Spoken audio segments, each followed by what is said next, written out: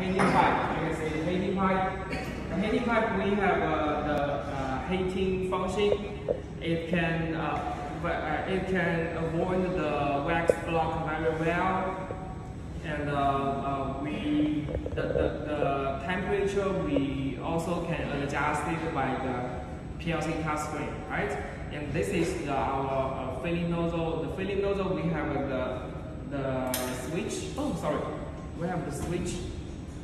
We have a switch, and the switch is control the whole machine stop to work. And in this filling nozzle, this is our filling nozzle. The filling nozzle, we have the secret design. We have a secret design, special design. When the wax through the heating pipe to arrive the filling nozzle, then the wax and the fragrance will mixing in this part, mixing with this part, then fill out.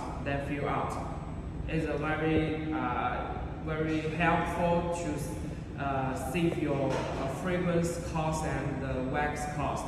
And just I said, we have the two pumps control the wax and the fragrance separately, right? So also we have the switch separately switch for the fragrance oil. So the switch can control the fragrance or fragrance pipe. This is the fragrance pipe.